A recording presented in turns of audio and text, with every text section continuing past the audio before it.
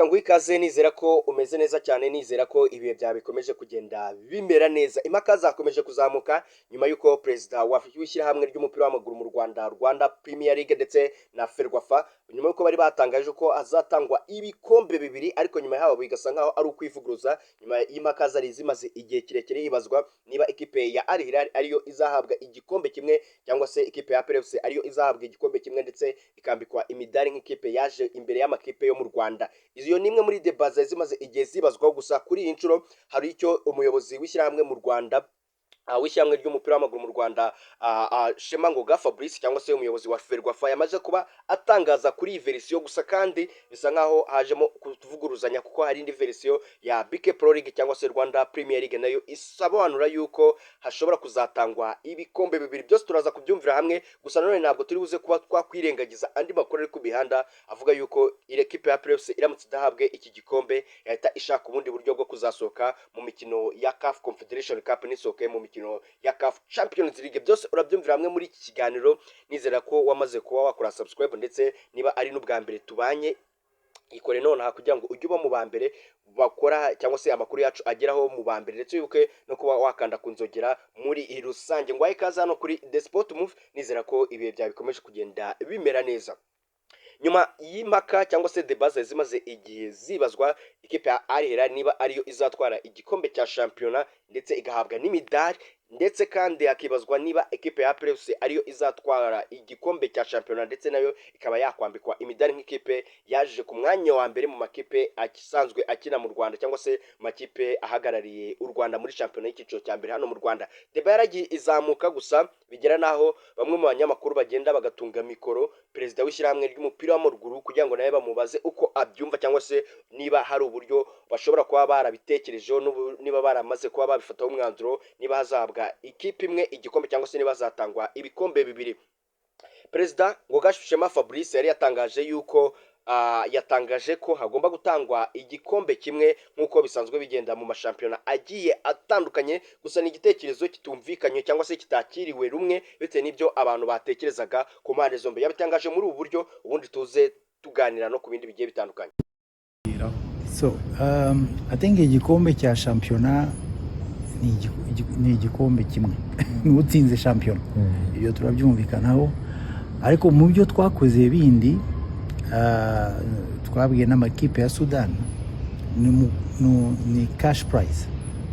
Cash prize izahabwa nayo izitwa ko ari iya mbere ekipe ya mbere nyarwanda cyangwa se registered mu Rwanda yabaye iya mbere izahabwa amafaranga ya cash prize ya miliyoni 80. Ariko mu buryo buri honorifique ya title 2025-2026 izahabwa ikipe yabaye iya mbere. Ubwo rero symboliquement niba ari abasudani, ubwo igikombe cya shampiyona kizitirirwa ko cyatwawe na Nusa. Ariko mu buryo tubirebera no mu bundi buryo bwa CAF, kuko ari ibihugu biba byasuye, bivuga ko iyo kipe izaserukira u Rwanda. Ikipe igomba guserukira u Rwanda ni ikipe izaba yabaye iya mbere zo mu Rwanda, nizo izaserukira muri CAF Champions League.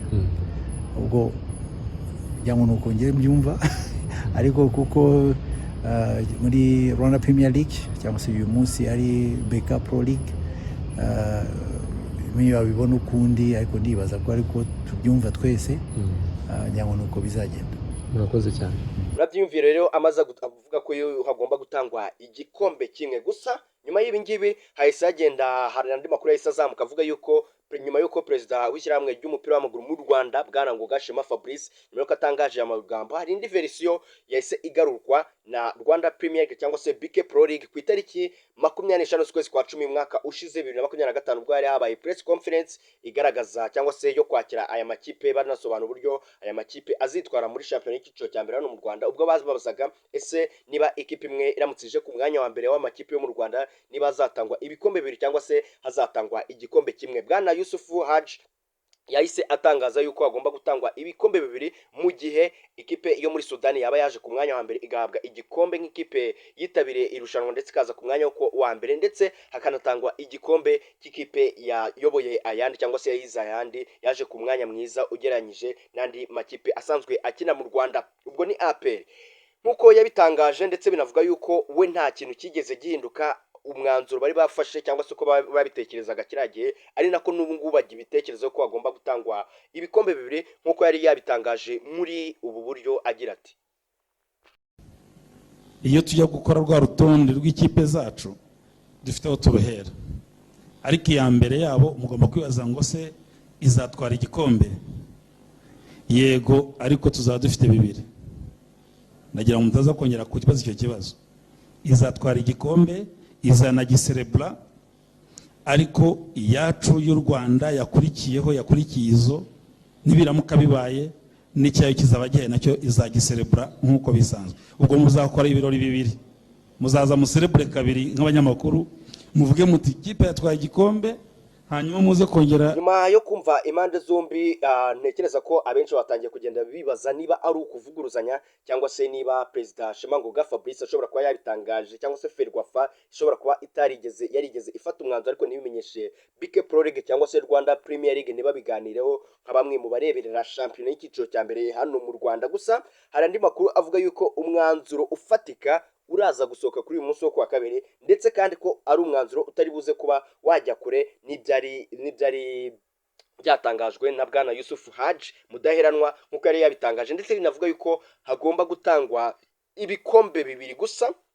ibyo ngibyo bikimara gusohoka, mbere yuko Ferwafa itangaje cyangwa se perezida wa Ferwafa atangaje mu magambo, hari andi makuru yo ku imihanda yahise avuga ko ikipe ya APR itagomba, ikimara kubyumva nayo yahise ifata umwanzuro ko itagomba gusohoka mu mikino ya CAF Champions League, ahubwo yo igakora iyo bwabaga igatwara igikombe cy'amahoro ikazasohoka muri CAF Confederation Cup, kuko ntabwo yasohokera u Rwanda mu mikino ya CAF Champions League itarigeze ihabwa igikombe. Gusa nawe abakunzi ba APR nabo bagahita bavuga ati mu gihugu cya Mauritania aho ikipe ya Al Hilal yakinaga umwaka ushize yahatanzwe ibikombe bibiri, ndetse igikombe kimwe gihabwa ikipe ya Al Hilal, ikindi gihabwa ikipe yitwaye neza cyangwa yarushije ayandi yo mu gihugu cya Mauritania, cyangwa se ikipe yari yaje ku mwanya wa mbere mu makipe asanzwe akina muri shampiyona y'icyiciro cya mbere mu gihugu cya Mauritania. Ubwo ni ukwibaza ese ni ikipe ya Al Hilal cyangwa se ni ikipe ya APR ese hazatangwa ibikombe bibiri cyangwa se hazatangwa igikombe kimwe. Gusa abakunzi b'umupira w'amaguru nanone nabo hari abatabyakiye neza, ndetse banavuga ko